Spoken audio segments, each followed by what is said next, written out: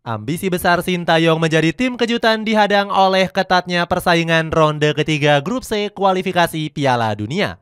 Skuad Garuda harus bisa mengatasi perlawanan Jepang, Australia, Arab Saudi, Bahrain hingga Tiongkok. Secara materi skuad, Indonesia menjadi negara yang paling lemah. Namun Sintayong tetap ingin menciptakan sejarah baru lolos ronde keempat. Cetak Gol coba merangkum tim nasional Indonesia yang tergabung di dalam grup neraka sebagai berikut.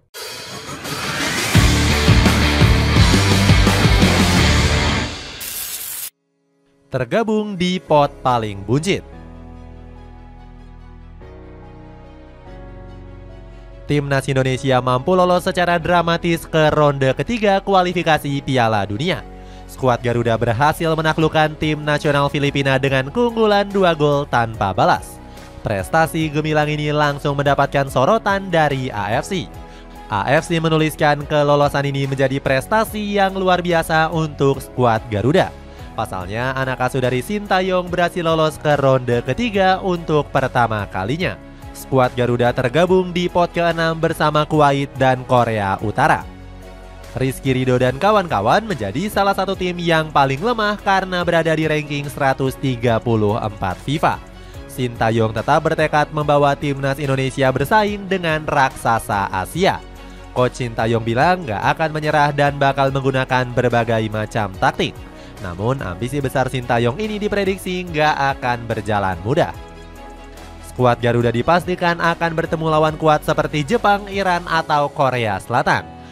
Sebelum drawing, Coach Sintayong bahkan ingin berjumpa Korea Selatan di ronde ketiga kualifikasi Piala Dunia 2026. Pelatih berusia 53 tahun ini percaya diri bisa mengalahkan Korea Selatan. Pasalnya, Sintayong sudah mengenal gaya permainan skuad Taeguk Warriors.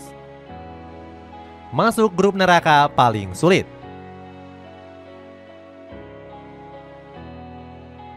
Namun hasrat besar Sintayong bertemu Korea Selatan harus gagal terrealisasi. Skuad Garuda justru tergabung di dalam grup C bersama Jepang, Australia, Arab Saudi, Bahrain, dan Tiongkok. Anehnya, media Soha sudah memprediksi jika Indonesia tergabung bersama Jepang, Arab Saudi, Australia, dan Tiongkok. Beratnya lawan yang dihadapi membuat Sintayong harus berpikir keras. Pasalnya, Soha pun meramalkan skuad Garuda nggak akan bisa lolos ke ronde keempat. Alasannya, pasukan Sintayong diapit oleh 4 negara raksasa Asia. Indonesia akan memulai kiprah perdananya menghadapi Arab Saudi di tanggal 5 September. 5 hari setelahnya, yakni tanggal 10 September, skuad Garuda akan bermain di kandang. Kabarnya Stadion Gelora Bung Tomo Surabaya bakal menjadi markas sementara timnas Indonesia. Rizky Ridho dan kawan-kawan harus bisa mengatasi tangguhnya Australia yang di Piala Asia lalu sempat membantai timnas 4-0. Di tanggal 10 Oktober, skuad Garuda kembali terbang ke Jazirah Arab menghadapi Bahrain. Laga ini sangat disorot karena timnas Indonesia punya catatan kelam dibantai dengan skor 10-0. Berikutnya, skuad Garuda akan menghadapi Tiongkok di tanggal 15 Oktober. Anak-anak merah putih bakal menghadapi timnas Jepang di tanggal 14 November mendatang. Sementara itu, inilah jadwal putaran kedua Indonesia di kualifikasi Piala Dunia ronde ketiga zona Asia. Dipastikan tidak bermain di Gelora Bung Karno. Sayangnya, timnas Indonesia mendapatkan kabar kurang mengenakan di 2 pertandingan awal.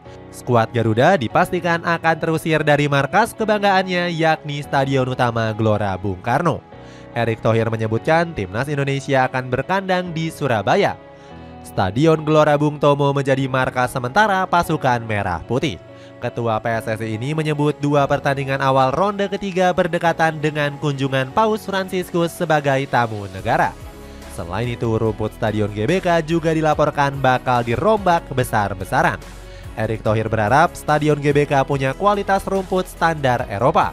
Pria yang sekaligus menjabat sebagai Menteri BUMN ini membandingkan rumput yang digunakan di Euro 2024. Perombakan rumput GBK dilakukan demi menghindari kejadian yang gak diinginkan. Tom Haye pernah menjadi korban kualitas rumput Stadion GBK. The Professor sempat terluka setelah melakukan selebrasi knee slide. Asnawi Mangkualam Bahar juga menilai kualitas rumput Stadion Utama Gelora Bung Karno sangat buruk. Justinus Laksana selaku pundit lokal juga setuju dengan pernyataan Asnawi. Pria yang akrab disapa Coach Justin ini menilai GBK seharusnya menggunakan sistem rumput modern. Dia menyarankan Stadion GBK menggunakan rumput roll bukan ditanam seperti sawah. Itulah ulasan hasil drawing babak ketiga kualifikasi Piala Dunia 2026. Bagaimana pendapatmu? Apakah skuad Garuda mampu bersaing di grup neraka? Coba tulis pendapatmu di kolom komentar di bawah ini.